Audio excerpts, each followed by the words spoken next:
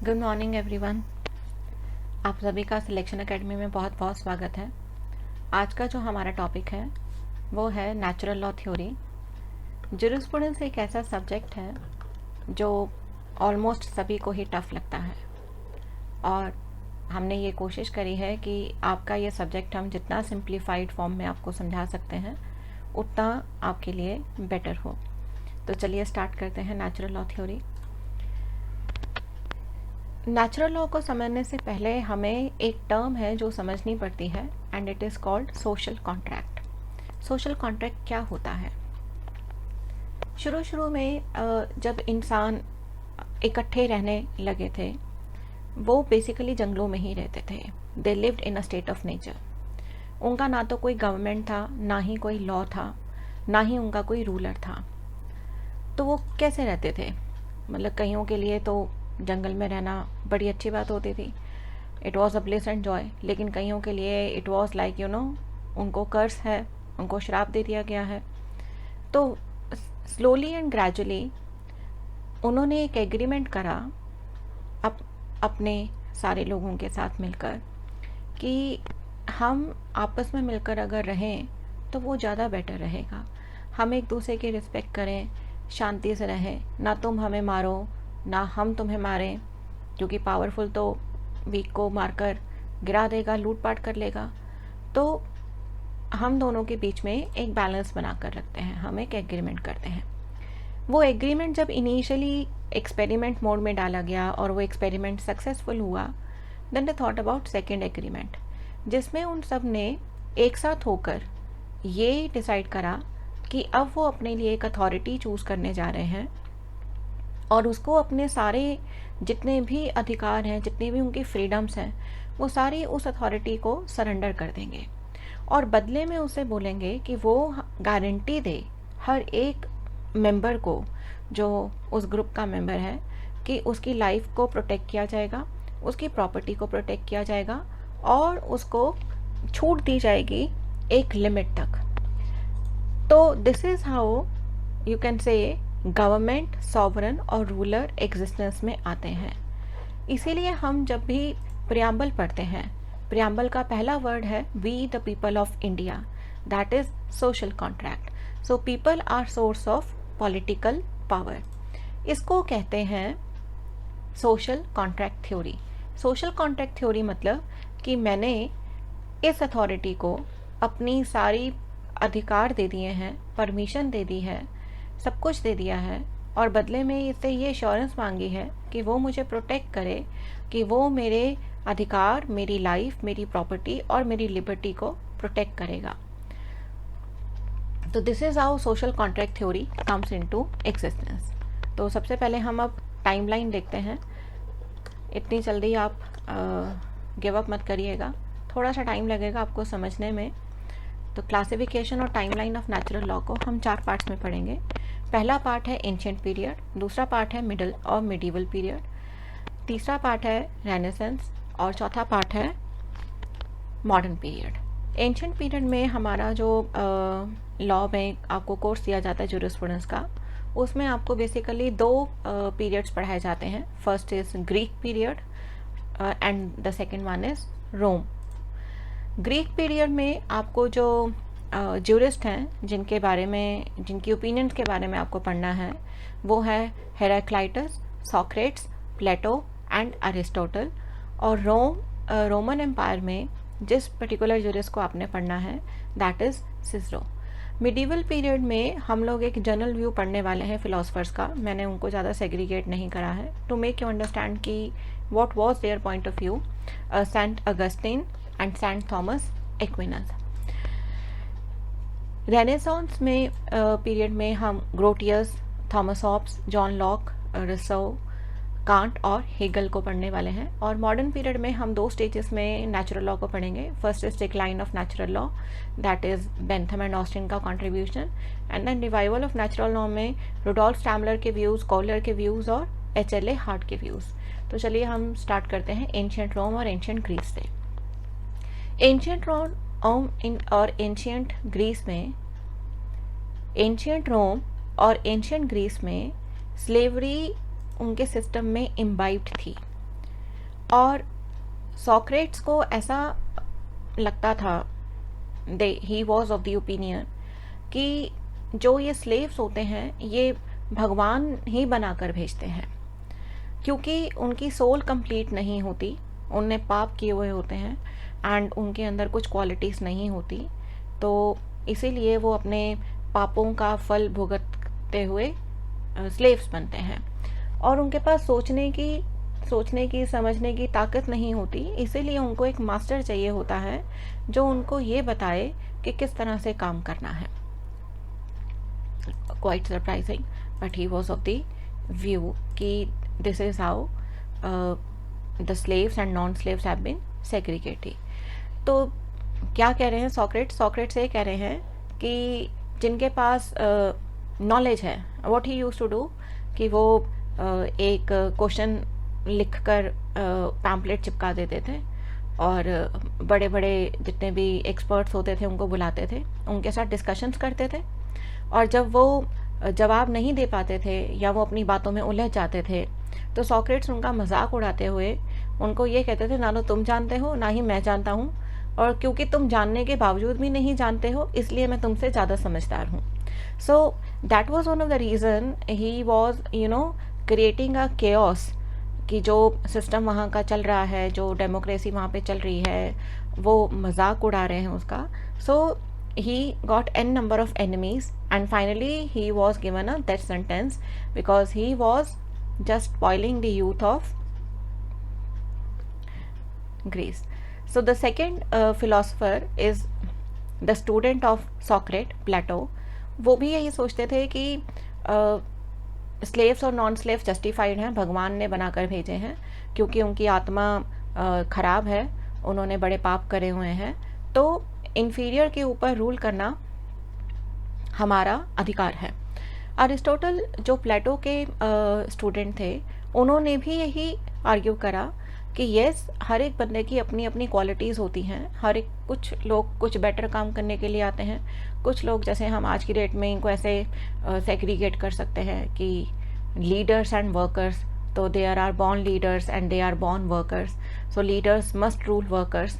तो ये point of view है जो इस पर्टिकुलर टाइम पीरियड में चल रहा है, और अरिस्टोटल, प्लेटो और सॉक्रेट्स ये तीनों इस पॉइंट पर हैं कि जो स्लेव्स होते हैं उनकी आत्मा खराब होती है, तो उनके पास कोई सोचने समझने की ताकत नहीं होती, और भगवान उन्हें पहले से ही ऐसा बनाकर भेजता है। तो ध्यान से सुनिएगा, सॉक्रेट्स, प्लेटो और अरिस्टोटल ये तीनों क्या कह रहे हैं कि जो स्लेव्स हैं उनको भगवान पहले से ही ऐसा बनाकर भेज रहा है क्योंकि उनके कर्मों का फल है ऐसा। इसको हम लीगल इंग्लिश में बोलते हैं अ प्रायोरी अप्रोच। अ प्रायोरी अप्रोच का मतलब है कि कुछ आर्ग्यूमेंट्स ऐसे होते हैं जिनके लिए आपको एविडेंस देने की ज़रूरत नहीं होती, आप उन्हें नॉलेज बेस पर ही काउंटर कर लेते हैं कि ऐसा तो पहले से ही हो रहा है, अगर ये स्लेव बनकर आ रहा है तो ये पापी है और इसके कर्म खराब हैं। So they believed in a priori approach. So basically to sum up, Greek philosophy में तीन बंदे हैं, सॉक्रेट्स हैं, प्लेटो हैं और अरिस्टोटल हैं। अरिस्टोटल को किंग ऑफ फिलोसफर्स भी कहा जाता है। ही believed in the ideology of rule of law but in a very limited sense, और इन्होंने साइंटिफिक मेथड्स, लॉजिक वगैरह को इंट्रोड्यूस करा, और दिस इज़ हाउ फिलॉसफी में जब हम एपिस्टेमोलॉजी पढ़ते हैं तो उसमें ये सारी चीज़ें पढ़ाई जाती हैं। ग्रीक फिलॉसफी में एक और अंकल हैं जिनका यू कैन से he is the founder of the natural law, जिन्होंने ग्रीक पीरियड में इनको इंट्रोड्यूस करा है। उनका एक कोट था, the only constant in life is change, the only one constant thing in life is change. So he was of the view कि slavery जो है वो डेफिनेटली बाय बर्थ होती है और हम उस चीज़ को डिनाई नहीं कर सकते। तो मोटा मोटा मतलब कहने का बात ये है कि जो एंशियंट ग्रीस है वो नेचुरल लॉ को कैसे पढ़ रहा है, वो ये कह रहा है कि भाई अगर कोई स्लेव पैदा हुआ है तो उसके कर्म ऐसे हैं, और अगर कोई नॉन स्लेव पैदा हुआ है तो उसके कर्म अच्छे हैं, और नॉन स्लेव को अधिकार है कि वो स्लेव्स के ऊपर क्या करेगा, रूल कर सकता है। एक तरफ अरिस्टोटल, प्लेटो, रोम ये सारे इस बात में चर्चा कर रहे हैं कि स्लेव्स और नॉन स्लेव्स, और दूसरी तरफ जो लोग स्लेव्स रह चुके हैं उनकी अपनी कहानी है, उनके अपने दर्द हैं, और वो उस दर्द को जाकर जहाँ शेयर कर रहे हैं, the Roman philosophy is inspired from them. तो बेसिकली स्टोइक्स का मतलब ये है कि वो सारे स्लेव्स जिनके मास्टर बहुत क्रूअल रहे हैं उनके ऊपर, वो किस तरह से अपने एक्सपीरियंसेस को जाकर शेयर करते हैं और लोगों को ये बताते हैं कि हमें नेचर के हिसाब से ही जीना चाहिए, जिस तरह से नेचर काम करती है उसी हिसाब से हमें काम करना चाहिए। इन सारी फिलॉसफीज़ ने रोमन जूरिस्ट को बहुत ज़्यादा इन्फ्लुएंस करा। सो बेसिकली रोमन मतलब ग्रीक पीरियड में तो जहाँ पर पेपर पर चर्चा हो रही है, डिस्कशंस हो रही हैं, रोमन्स ने उन सारी एक्सपीरियंसेस को प्रैक्टिकली अपनी लाइफ में कोडिफाई करना शुरू करा। So they classified law into 3 groups: jus civil, jus natural and jus gentium. Jus civil means जो लोग रोम में रहते थे उस टाइम पर, उनके लोकल जो कस्टम्स थे, उन सारे कस्टम्स को ये बोलते थे जस्ट सिविल। मतलब अगर कोई एक ऑर्डिनरी सिटीज़न रोम का आपस में झगड़े कर लेते हैं या कोई फैमिली डिस्प्यूट हो जाता है, तो उस डिस्प्यूट को इस लोकल कस्टम के हिसाब से ही हैंडल किया जाएगा, जो रूल है उसी को फॉलो किया जाएगा। जस्ट नेचुरल का मतलब है कि नेचुरल जो चीज़ है वही आपके ऊपर एप्लीकेबल होगी। कभी कभी ऐसा होता है कि हर एक प्रॉब्लम का सॉल्यूशन आपके कस्टम में नहीं होता, तो फिर उस टाइम पर आप क्या करेंगे, आप एक ऐसा लॉ भी अप्लाई करेंगे उसके ऊपर जो सारे मैनकाइंड के ऊपर एक जैसा अप्लाई किया जा सकता है। इसीलिए बच्चे लॉ ऑफ टॉट्स को कॉमन लॉ भी बोला जाता है। कॉमन लॉ क्यों बोला जाता है? क्योंकि कॉमन लॉ किन प्रिंसिपल्स पर बेस्ड है? प्रिंसिपल्स ऑफ नेचुरल जस्टिस पर बेस्ड है, which says all laws which would make a sense to normal man. मतलब एक आम आदमी को जो चीज़ समझ आ जाती है, और आम आदमी को क्या चीज़ समझ आती है? जस्टिस, इक्विटी और गुड कंसाइज। कहने का मतलब है कि दोनों पार्टीज़ को सुनकर, दोनों पक्षों को सुनकर और दोनों के पॉइंट्स को ध्यान में रखकर जब आप कोई एक डिसीजन लेते हैं, ये एक आम आदमी को भी समझ आता है, and that is called jus natural. The third law that prevailed in Roman philosophy was jus gentium. तो जस्ट जेंटम में क्या होता था? मतलब रोम में जो नॉर्मल सिटीजन्स रहते थे, कॉमन वहाँ के लोकल सिटीजन्स रहते थे, और जो फॉरेनर्स आते थे, जब इनके बीच में कहीं कोई प्रॉब्लम आ जाती थी, कुछ झगड़ा हो जाता था, तो उस टाइम पर जो एक कॉमन लॉ पूरे एम्पायर पर, रोमन एम्पायर पर एप्लीकेबल होता था, उसको ये अप्लाई करते थे। और अगर उससे भी उनका सॉल्यूशन नहीं हो पाता था तो वो जस्ट नेचुरल के लॉ को ही फॉलो करते थे। तो सिंप्लीफाइड फॉर्म में अगर ये कहा जाए कि रोमन फिलॉसफी जो एक्स स्लेव्स रह चुके थे, जो भाग आए थे वहाँ से, उनके जो थॉट्स थे, उनके जो एक्सपीरियंसेस थे, उनसे इतने ज़्यादा इन्फ्लुएंस थे कि उन्होंने अपनी सारे के सारे सिस्टम को प्रॉपर तरीके से कोडिफाई कर लिया। उन्होंने कहा नहीं, हम किस तरह का थ्योरेटिकल डिस्कशन नहीं करेंगे, हम अपना एक कॉस्मोपॉलिटन का मतलब होता है जहाँ पर अलग अलग तरह के लोग एक साथ रहते हैं, डिफरेंट कल्चर एक साथ रहते हैं।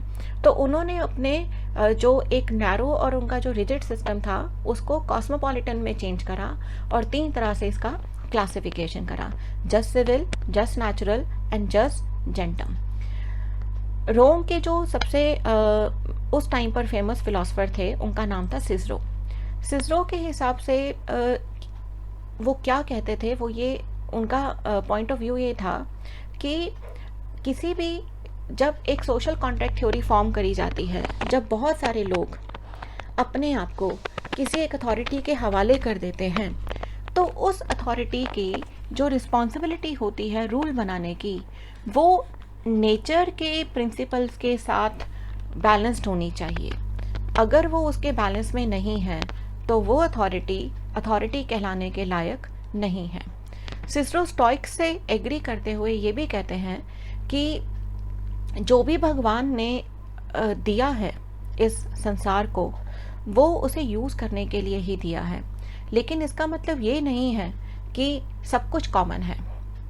हर एक बंदे की अपनी अपनी एक यू कैन से एप्रीहेंशन होती है। Self preservation is the basic need, और अगर हम उसे प्रिजर्व नहीं करते हैं, हम अपने आप को आत्मरक्षा, जैसे आज की डेट में प्राइवेट डिफेंस कहा जाता है, अगर वो उसका भी अधिकार नहीं है हमारे पास, तो हमें जीने का कोई अधिकार नहीं है, वो नेचर के अगेंस्ट है। तो सिसरो का क्या पॉइंट ऑफ व्यू है कि स्टेट को मतलब जो अथॉरिटी हमने कॉमन चूज करी है, उसका मेन काम करेक्टर असैसिनेशन नहीं होना चाहिए अपने सिटीजन्स का, या उनको मोल्ड नहीं करना है कि ऐसा काम करो वैसा काम करो। इंस्टेड उसको इस तरह से काम करना है कि जितने भी लोग उसके प्रोटेक्शन में हैं, उनकी लाइफ और उनकी लिबर्टी को वो सेफ गार्ड करे। तो इनकी जो फेमस बुक है उसका नाम है डी ऑफिसेस। तो एंशियंट जो फिलॉसफी है नेचुरल लॉ की, वो दो पार्ट्स में है, एंशियंट रोम और एंशियंट ग्रीस। दोनों में ऑपोजिट व्यूज़ हैं। तो ग्रीस में स्लेवरी को दे अलाउ इट, जो स्लेव्स रह चुके हैं वो अपने एक्सपीरियंसेस आकर रोम में शेयर कर रहे हैं, और रोमन फिलॉसफी उससे इंस्पायर्ड है। Then the second stage of natural law is theological stage, और you can say medieval stage. Medieval stage में यू कैन से कि इतना ज़्यादा ग्रीस में चल रहा है कि स्लेवरी हाँ हम मानते हैं और ये बिल्कुल होनी चाहिए, और दूसरी तरफ उसका एक ऑपोजिशन पॉइंट है नहीं होनी चाहिए, और तीसरा एक पॉइंट है कि नेचर के हिसाब से जीना चाहिए। तो इन सब में बहुत ज़्यादा you can say ups and downs confrontations हो रही हैं। तो उस टाइम पर एक अपॉर्चुनिटी आती है लोगों के पास, कुछ लोगों के पास, कुछ फिलोसफर्स के पास, जो ये कहते हैं कि इंसान को भगवान ने बनाया है, और भगवान ने इंसान के थ्रू ही अपने स्क्रिप्चर्स बनाकर उसको ट्रांसलेट करने की, उसको इंटरप्रेट करने की पावर दी है, और अगर कोई बंदा उस इंटरप्रिटेशन के हिसाब से नहीं जीता है तो वो पापी है और वो कुछ नहीं कर सकता। तो ये फिलॉसफी मतलब church is everything, religion is everything, ये मिडल एजेस की फिलॉसफी है नेचुरल थ्योरी में। तो धर्म का बोलबाला है, और धर्म को ही सब अपना बिल्कुल वर्चस्व बनाएंगे, और उसके बेसिस पर ही सारा एक्सप्लॉयटेशन शुरू करेंगे। तो इसके पहले जो ज्यूरिस्ट हैं रोमन नॉर्थ अफ्रीका से दैट इज सेंट अगस्टाइन, क्या कहते हैं ये कहते हैं कि law and order basically eternal law है, डिवाइन लॉ है, और डिवाइन विल ये कहती है कि एक नेचुरल ऑर्डर आपको मेंटेन करना पड़ेगा, और ये नेचुरल ऑर्डर हर ह्यूमन सोल पर लिखा हुआ होता है, और उसे हम बोलते हैं नेचुरल लॉ। अगले सेंट थॉमस एक्विनास हैं, उन्होंने तो बहुत ही तरीके से आपको ये समझाया है कि चर्च और स्टेट मतलब एक तरफ डेमोक्रेसी है और एक तरफ चर्च है, रिलीजन है, इन दोनों के बीच में बैलेंस थोड़ा ख़राब होना शुरू हो गया है। तो वो अब लोगों को डर से नहीं, डराकर धर्म का पालन नहीं करवाने वाले, वो उनको रैशनल आर्ग्यूमेंट देकर उस चीज़ का पालन करवाने वाले हैं। तो what he says, natural law is nothing but a participation of the eternal law in a rational creature, कि भगवान ने हम सबके अंदर लॉ बनाकर भेजा है, और हम उसे रीज़न देकर जस्टिफाई कर सकते हैं, स्क्रिप्चर्स पढ़कर उसे समझ सकते हैं, और इन सारी चीज़ों को पढ़ने के लिए भी एक सुपर ह्यूमन बनाया गया है, and he is you can say saint और यू कैन से पोप, जो इनको ट्रांसलेट करता है। So he classified the law into 4 groups: law of God, natural law, divine law and human law. So इनका main perspective यही रहा है कि जो लॉ है आपका अच्छा करने के लिए तो ठीक है, लेकिन अगर बुरा करने के लिए है तो वो उसको अवॉइड करना चाहिए, और एक इंसान अपनी इम्पल्स से ये जान सकता है कि उसके लिए क्या सही है और क्या गलत है। नेक्स्ट पीरियड आता है आपका रेनेसांस। रेनेसांस का मतलब अब फिर वही बात है, सीक्वेंस है। एंशियंट पीरियड में स्लेवरी अप है, डेमोक्रेसी अप है, मोनार्की अप है, फिर उसके बाद उसका डाउनफॉल शुरू होता है, और लोग धर्म की तरफ ज़्यादा आकर्षित होना शुरू होते हैं, अट्रैक्ट होना शुरू होते हैं। फिर धर्म भी एक्सप्लॉइट करेगा, और जब वो एक्सप्लॉइट करेगा तो आप कुछ नहीं कर पाएंगे, फिर पुनर्जागरण काल आएगा, फिर आप दोबारा रिवोल्ट करेंगे और फिर आप वापस वहीं जाएंगे जो पहले चल रहा था कि क्या स्लेवरी सही हुआ करती थी, क्या धर्म सही था, ये सब चीज़ें इसमें चल रही हैं। तो इसके मेन स्कॉलर्स कौन हैं? Hugo Grotius, Thomas Hobbes, John Locke, Rousseau, Kant और हीगल। इन सबके पॉइंट ऑफ व्यूज़ कॉमन है काफ़ी हद तक, बिकॉज ये सब सोशल कॉन्ट्रैक्ट थ्योरी को ही अप्लाई करने वाले हैं, लेकिन एक डिफरेंट वे में। सी, कुछ लोग ये कहते हैं, जैसे से मैं हूँ, आप हैं, डेफिनेटली मेरी ओपिनियन आपके ओपिनियन से नहीं मिलेगी, हो सकता है जो मेरे लिए सही है वो आपके लिए गलत हो। तो नेचुरल लॉ फिलॉसफी इतनी कंफ्यूजिंग है कि हम कोई एक फाइनल ओपिनियन नहीं क्रिएट कर सकते, क्योंकि जो मेरे लिए सही है ज़रूरी नहीं है वो आपके लिए भी सही हो। तो रेनेसांस पीरियड में सबसे पहले आते हैं Hugo Grotius. He is the father of modern natural law. इनकी किताब का नाम है डी जुरे बेलिस, और बेसिकली ये कहते हैं कि लॉ जो भी होता है वो रीज़न पर बेस्ड होता है। मतलब अगर आप किसी चीज़ का जस्टिफिकेशन नहीं दे सकते, उसकी एग्जिस्टेंस का जस्टिफिकेशन नहीं दे सकते, तो वो लॉ नहीं है। लॉ वो धर्म को मानते थे, लेकिन उन्होंने कभी भी ब्लाइंड फेथ में यकीन नहीं करा। The next jurist is Thomas Hobbes. Basically Thomas Hobbes का पॉइंट ऑफ व्यू क्या है? वो कहते हैं कि आदमी शुरू से ही बुरे होते हैं, क्योंकि हर एक बंदा सेल्फ प्रिजर्वेशन के प्रिंसिपल पर काम करता है, तो वो सिर्फ अपने बारे में अच्छा सोचता है, बाकी सबके बारे में बुरा सोचता है, इसलिए वो बुरा है। तो कहने का मतलब ये है कि वो ये कह रहे हैं कि जब सब लोग एग्रीमेंट करेंगे तो एग्रीमेंट में कॉमन विल होनी चाहिए, और सारा का सारा अथॉरिटी आप किसको दे दो? उठाकर सॉवरन को दे दो, उनसे बिना सवाल करे कि वो क्या सही कर रहे हैं और क्या गलत कर रहे हैं। उनकी बुक का नाम है लेविथान, और इनका फेमस कोट है, it is not wisdom but authority that makes law. मतलब आपकी बुद्धिमानी नहीं, आपकी समझदारी नहीं, लेकिन एक अथॉरिटी है जो लॉ बनाती है। अगले जो अंकल हैं that is lock, John Locke. इनकी सोशल कॉन्ट्रैक्ट थ्योरी क्या कहती है? ये कहते हैं ये सारे लोग हैं, we the people of India, हम अपनी सारी पावर आपको ट्रांसफ़र कर रहे हैं, सारी की सारी इनकन्वीनियंसेस लेने के लिए तैयार हैं, और ये किसको दी जा रही है सारी पावर? एग्जीक्यूटिव को और जज को। और ये बदले में इन्हें इस चीज़ की एश्योरेंस दे रहे हैं कि इन्हें प्रोटेक्ट किया जाएगा, इन्हें सिक्योरिटी दी जाएगी, और सिक्योरिटी किस चीज़ की दी जाएगी? लाइफ, लिबर्टी और इनकी प्रॉपर्टी की। Right? So this is how the circle जो हमने फर्स्ट स्लाइड में पढ़ा है सोशल कॉन्ट्रैक्ट थ्योरी का, कि यही एक चीज़ है जो चल रही है।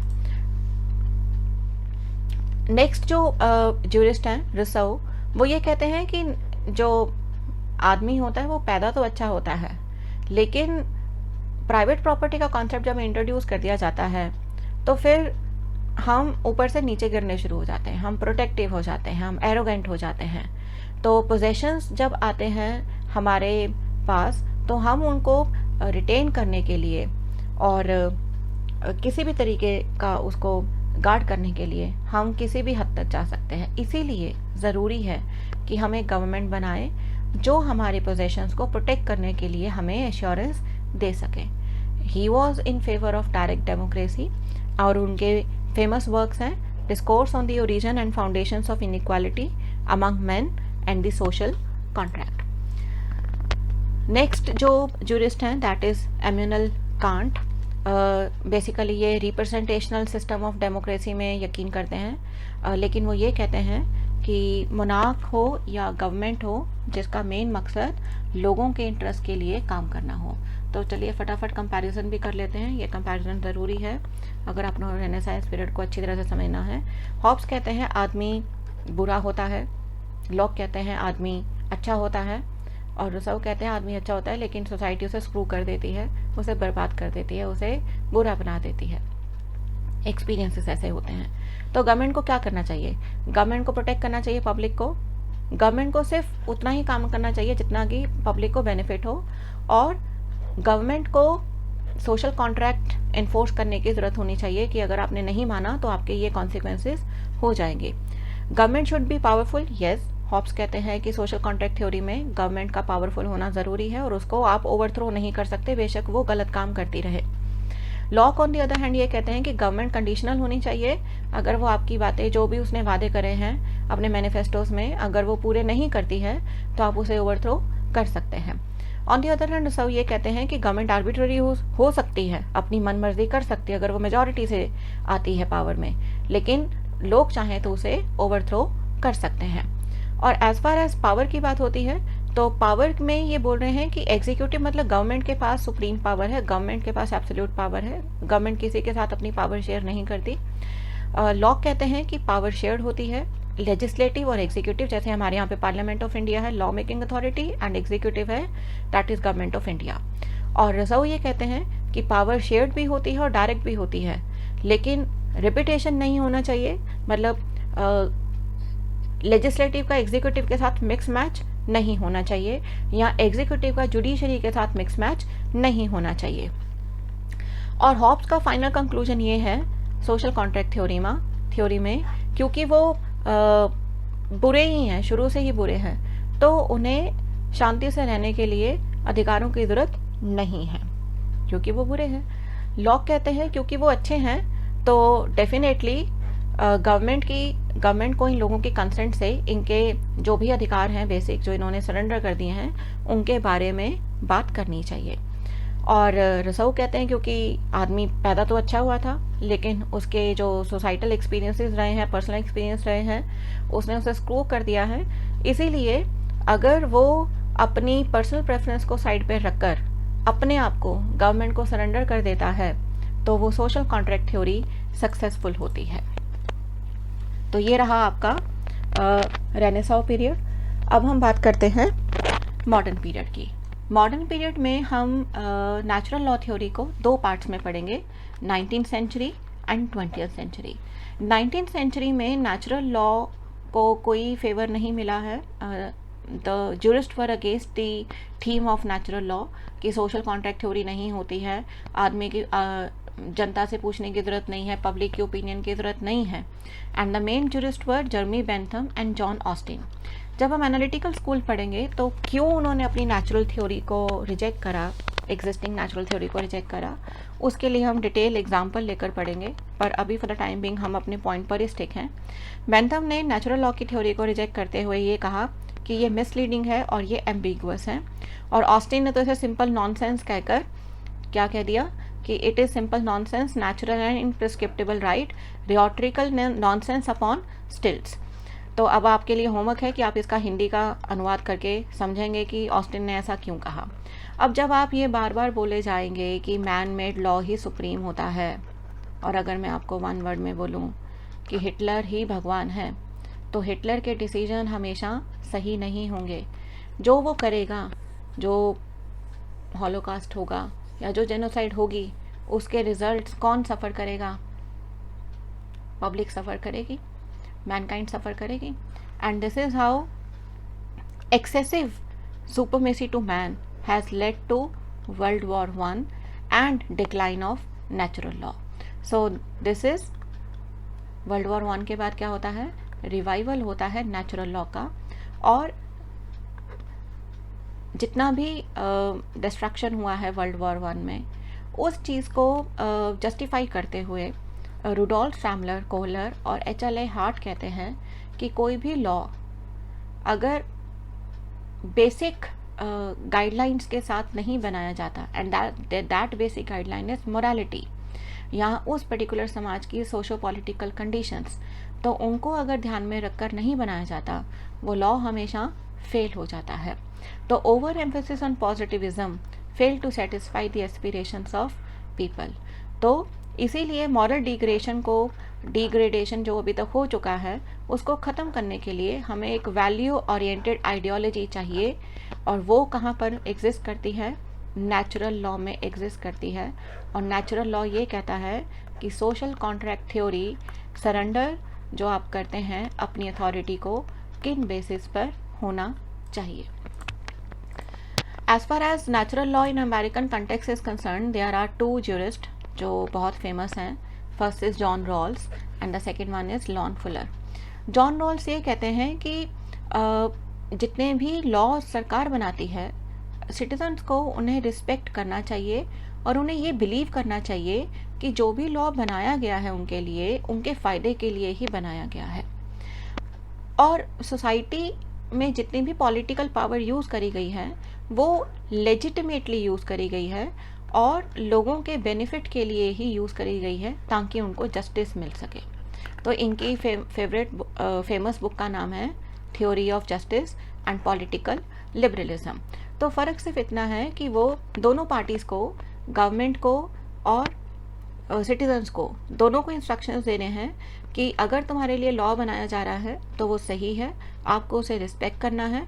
और स्टेट को इंस्ट्रक्शन दी जा रही है कि जो भी आप अपनी पॉलिटिकल पावर को यूज़ करेंगे वो लेजिटिमेट तरीके से यूज़ करेंगे सो दैट सोसाइटी आपके ऊपर ट्रस्ट कर सके। फुलर ये कहते हैं कि जब भी कभी स्टेट लॉ बनाता है तो मोरालिटी एक बेसिक वैल्यू होती है जो ध्यान में रखी जाती है।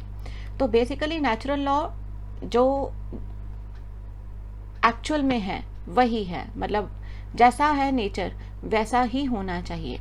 तो आप सामने वाली पार्टी को, मतलब एक स्टेट या गवर्नमेंट अपने सिटीजन्स को किसी कमांड को फॉलो करने के लिए फोर्स नहीं कर सकती।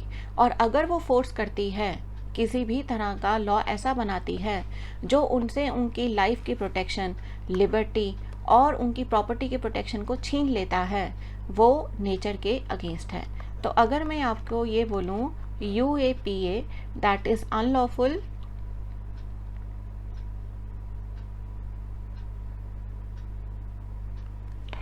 असेंबलीज प्रिवेंशन एक्ट क्या है? It is against natural law. National securities act क्या है? It is against natural law. Kashmir का जो अभी सिचुएशन है, मिलिट्री रूल रहता है वहाँ पर, वो क्या है? That is coercion, that you will have to follow the command, that is against natural law. So according to Fuller कि morality और natural law दोनों चीज़ें साथ में होनी चाहिए। आप किसी एक चीज़ को हटाकर दूसरी चीज़ नहीं बना सकते। As far as Indian context is concerned, ये आपके किसी भी बुक में नहीं पढ़ाया जाता, बट आई फेल्ट नेसेसरी कि आपको एक बार बता दिया जाए कि इंडिया में कहाँ किस तरीके से नेचुरल लॉ को माना जाता था। सी इंडिया में, एंशिएंट इंडिया में बेसिकली जो फॉलो किए जाते थे वो कस्टम्स होते थे, रिवाज होते थे। तो इंडिया में एक्चुअल में नेचुरल लॉ का कोई स्पेसिफिक रोल नहीं था, बट हाँ हम कस्टम बेस्ड लॉ को फॉलो करते थे। और इसमें यज्ञवल्क्य ने कस्टम बेस्ड लॉ को 3 तरीके से उन्होंने समझाया कि एक आचार होता है जो रिलीजन और मोरालिटी के साथ डील करता है, फिर व्यवहार होता है जो लॉ के साथ डील करता है, और थर्ड प्रायश्चित होता है जो आपके पश्चाताप के साथ डील करता है।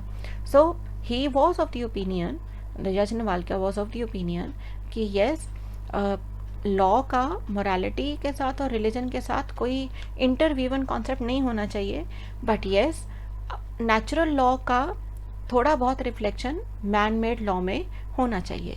ही वॉज ऑफ द व्यू कि अगर कोई मैन मेड लॉ ऐसा है जो आपके हायर पर्पस को अचीव नहीं करता है तो वो मैन मेड लॉ ही नहीं है, उसको रिजेक्ट कर देना चाहिए। As far as modern India is concern, modern India में नेचुरल लॉ में अगर हम देखें तो जो फ्रीडम स्ट्रगल हुआ था उस टाइम पर गांधी जी ने जो ये सिविल डिसोबीडियंस मूवमेंट और नॉन कॉपरेशन मूवमेंट इंट्रोड्यूस करा था, दैट वाज व्हाट कि what ever is happening is not acceptable. आपकी कमांड्स इतनी ज़्यादा आर्बिट्ररी हो गई हैं या इतनी ज़्यादा यू कैन से प्रॉब्लमेटिक हो गई हैं कि हम उनके साथ कॉप अप नहीं करेंगे, हम इन्हें फॉलो नहीं करेंगे।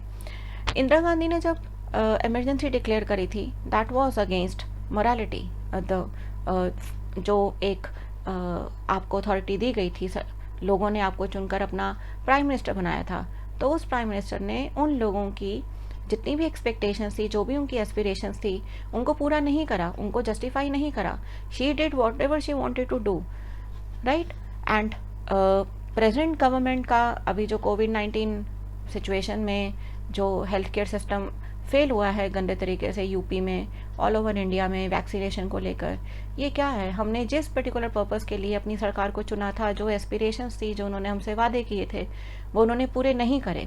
और जब उन्होंने हमारे वादे पूरे नहीं करे, हमारी पर्सनल लाइफ, हमारी सेफ्टी, हमारी हेल्थ पर उन्होंने कोई लॉ नहीं बनाया, उसके लिए कुछ उन्होंने प्रिकॉशंस नहीं लिए, कुछ हमारे लिए रूल्स नहीं बनाए, तो उनका होने का फ़ायदा क्या है?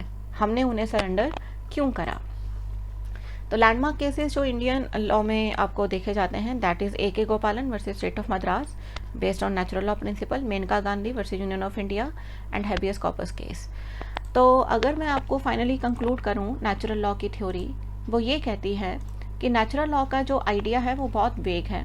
ये मेरे लिए कुछ और हो सकता है, आपके लिए कुछ और हो सकता है।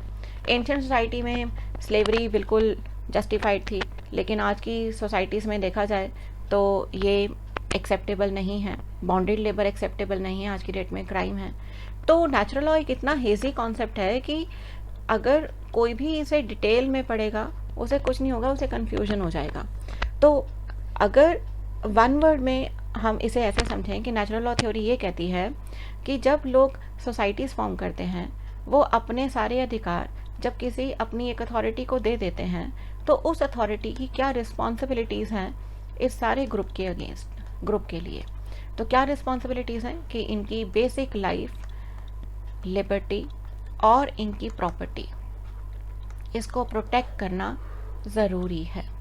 और अगर ये रिस्पॉन्सिबिलिटीज़ पूरी नहीं करती है, तो ये जो इनके बीच का कॉन्ट्रैक्ट है वो क्या हो जाएगा, वो वॉइड हो जाना चाहिए, क्योंकि आपने लॉ बनाते हुए इन बेसिक चीज़ों को, इस नेचुरल चीज़ को ध्यान में नहीं रखा। अगर आपको मेरा ये वीडियो पसंद आया तो मेरी रिक्वेस्ट है आपसे कि मेरा चैनल आप सब्सक्राइब करिए और मुझे एनकरेज करिए कि मैं और वीडियोस आपके लिए बनाऊं। Thank you very much.